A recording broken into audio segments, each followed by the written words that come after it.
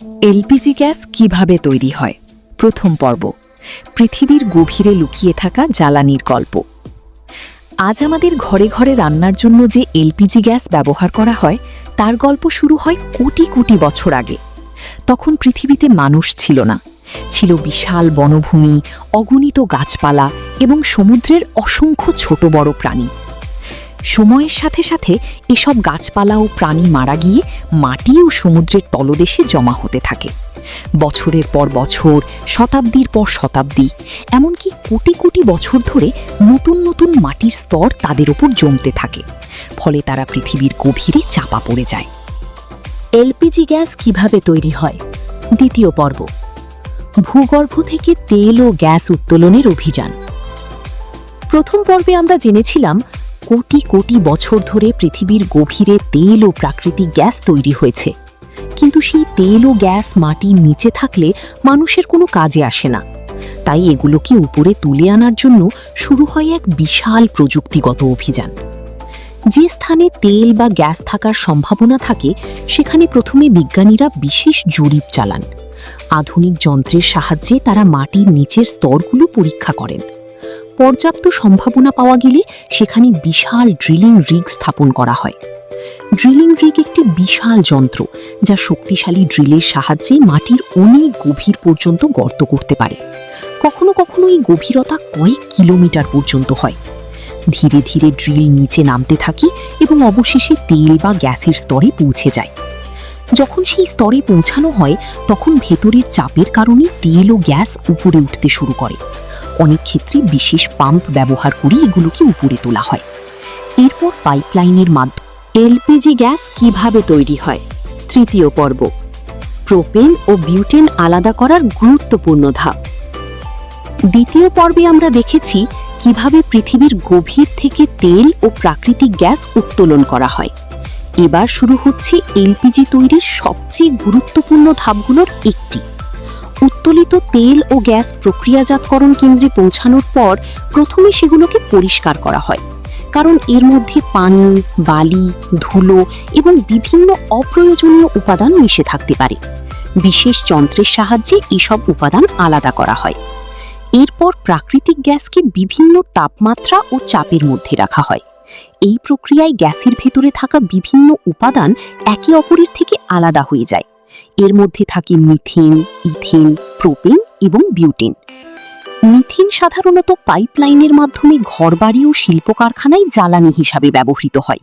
কিন্তু এলপিজি তৈরির জন্য সবচেয়ে গুরুত্বপূর্ণ দুটি উপাদান হল প্রোপেন এবং বিউটেন। বিশেষ সংরক্ষণ ট্যাঙ্কে এই প্রোপেন ও বিউটেন আলাদা করে রাখা হয়। পরে নির্দিষ্ট অনুপাতে এই দুই গ্যাস মিশিয়ে এলপিজি তৈরির প্রস্তুতি নেওয়া হয়। তবে এই অবস্থায়ও এগুলো গ্যাস আকারে থাকে। গ্যাসকে সিলিন্ডারে ভরার জন্য তরল অবস্থায় রূপান্তর করা প্রয়োজন। আর সেই গুরুত্বপূর্ণ কাজটি কিভাবে করা হয় সেটি জানব পরবর্তী পর্বে। কিভাবে প্রোপেন ও বিউটেনকে চাপ ও তাপমাত্রার সাহায্যে তরল করা হয় এবং এলপিজিতে রূপান্তরিত করা হয়। এলপিজি গ্যাস কিভাবে তৈরি হয়? চতুর্থ পর্ব, গ্যাস থেকে তরল এলপিজি হওয়ার আশ্চর্য প্রক্রিয়া। তৃতীয় পর্বে আমরা জেনেছিলাম প্রাকৃতিক গ্যাস থেকে প্রোপেন ও বিউটেন আলাদা করা হয়। এখন প্রশ্ন হল, গ্যাস কি সিলিন্ডারের ভেতরে এত কম জায়গায় কিভাবে রাখা হয়? স্বাভাবিক অবস্থায় প্রোপেন ও বিউটেন গ্যাস আকারে থাকে এবং অনেক বেশি জায়গা দখল করে। তাই এগুলোকে বিশেষ প্রক্রিয়ায় তরলে পরিণত করা হয়। এই কাজের জন্য উচ্চ চাপ প্রয়োগ করা হয়। যখন প্রোপেন ও বিউটেনের ওপর যথেষ্ট চাপ দেওয়া হয়, তখন গ্যাসের অণুগুলো একে অপরের খুব কাছাকাছি চলে আসে। ফলে গ্যাস ধীরে ধীরে তরলে রূপান্তরিত হয়। তরল অবস্থায় একই পরিমাণ জ্বালানি অনেক কম জায়গায় সংরক্ষণ করা সম্ভব হয়। এই তরল গ্যাসকেই বলা হয় লিকুইফাইড পেট্রোলিয়াম গ্যাস বা এলপিজি। অর্থাৎ এলপিজি হলো এমন একটি জ্বালানি যা সাধারণত গ্যাস হলেও চাপের কারণে তরল অবস্থায় সংরক্ষণ। এলপিজি গ্যাস কিভাবে তৈরি হয়? পঞ্চম পর্ব, সিলিন্ডারে ভরার আগে কঠোর নিরাপত্তা পরীক্ষা। চতুর্থ পর্বে আমরা দেখেছি কিভাবে প্রোপেন ও বিউটেনকে চাপের সাহায্যে তরল এলপিজিতে রূপান্তর করা হয়। এবার সেই তরল এলপিজি পৌঁছে যাবে সিলিন্ডারের ভেতরে। প্রথমে খালি সিলিন্ডারগুলো কারখানায় আনা হয়। প্রতিটি সিলিন্ডার খুব সতর্কতার সঙ্গে পরীক্ষা করা হয়। কোথাও মরিচা, ফাটল বা লিকেজের সম্ভাবনা আছে কিনা তা বিশেষ যন্ত্র দিয়ে দেখা হয়। পরীক্ষায় উত্তীর্ণ সিলিন্ডারগুলো স্বয়ংক্রিয় ফিলিং মেশিনের কাছে পাঠানো হয়। সেখানে নির্দিষ্ট পরিমাণ তরল এলপিজি ভরা হয়। কোনো সিলিন্ডারে বেশি বা কম গ্যাস ভরা হয় না। প্রতিটি সিলিন্ডারের ওজন মাপা হয় যাতে সঠিক পরিমাণ গ্যাস রয়েছে কিনা তা নিশ্চিত করা যায়। এরপর একটি গুরুত্বপূর্ণ কাজ করা হয়। এলপিজি স্বাভাবিকভাবে গন্ধহীন, তাই গ্যাস লিক হলে মানুষ বুঝতে পারবে না। এজন্য এতে অল্প পরিমাণে বিশেষ গন্ধযুক্ত রাসায়নিক ইথাইল মারক্যাপটান মেশানো হয়। এই কারণেই গ্যাস লিক হলে তীব্র গন্ধ পাওয়া যায়। সবশেষে সিলিন্ডারের ভালভ, সিল এবং নিরাপত্তা ক্যাপ লাগিয়ে আবার পরীক্ষা করা হয়। তারপর ট্রাকের মাধ্যমে এগুলো গ্যাস ডিলারদের কাছে এবং সেখান থেকে গ্রাহকদের বাড়িতে পৌঁছে দেওয়া হয়। এভাবেই কারখানায় তৈরি ও পরীক্ষিত এলপিজি সিলিন্ডার আমাদের রান্নাঘরে পৌঁছে যায়। পরবর্তী পর্বে শেষ পর্ব। সিলিন্ডারের ভেতরে আসলে কি ঘটে, গ্যাস কিভাবে চুলায় পৌঁছে আগুন জ্বালায় এবং এলপিজির নিরাপদ ব্যবহারের গুরুত্বপূর্ণ তথ্য। এলপিজি গ্যাস কিভাবে তৈরি হয়, ষষ্ঠ পর্ব, শেষ পর্ব। সিলিন্ডারের ভেতরে কি ঘটে এবং গ্যাস কিভাবে চুলায় আগুন জ্বালায়। পঞ্চম পর্বে আমরা দেখেছি কিভাবে এলপিজি সিলিন্ডারে ভরে মানুষের বাড়িতে পৌঁছে দেওয়া হয়। এবার জানব সিলিন্ডারের ভেতরে আসলে কি থাকে এবং রান্নার সময় কি ঘটে।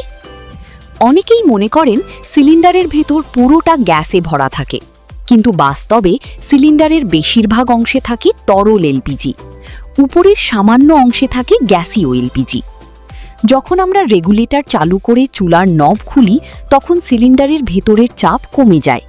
চাপ কমার ফলে তরল এলপিজি দ্রুত বাষ্পে পরিণত হতে শুরু করে। এই বাষ্প বা গ্যাস পাইপের মাধ্যমে চুলার বার্নারে পৌঁছায়। বার্নারে বাতাসের অক্সিজেনের সঙ্গে এলপিজি মিশে যায়। এরপর ম্যাচ বা ইগনাইটারের স্ফুলিঙ্গ পেলে গ্যাস জ্বলে ওঠে এবং নীল শিখা তৈরি করে। এই নীল শিখাই রান্নার জন্য তাপ উৎপন্ন করে। এলপিজি জনপ্রিয় হওয়ার কারণ হলো এটি দ্রুত জ্বলে, তুলনামূলকভাবে কম ধোঁয়া তৈরি করে এবং ব্যবহার করা সহজ। তবে নিরাপত্তার জন্য সবসময় সিলিন্ডার সোজা অবস্থায় রাখতে হয়। গ্যাস লিকের গন্ধ পেলে সঙ্গে সঙ্গে চুলা বন্ধ করতে হয় এবং আগুন জ্বালানো থেকে বিরত থাকতে হয়। এভাবেই পৃথিবীর গভীরে থাকা তেল ও প্রাকৃতিক গ্যাস থেকে শুরু করে দীর্ঘ প্রক্রিয়ার মাধ্যমে তৈরি হওয়া এলপিজি শেষ পর্যন্ত আমাদের রান্নাঘরে পৌঁছে খাবার রান্নার কাজে ব্যবহৃত হয়।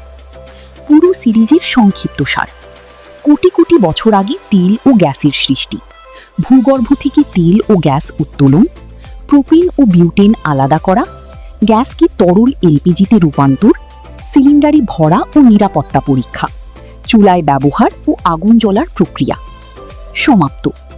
এলপিজি গ্যাস কিভাবে তৈরি হয়, সপ্তম পর্ব, বিশেষ পর্ব।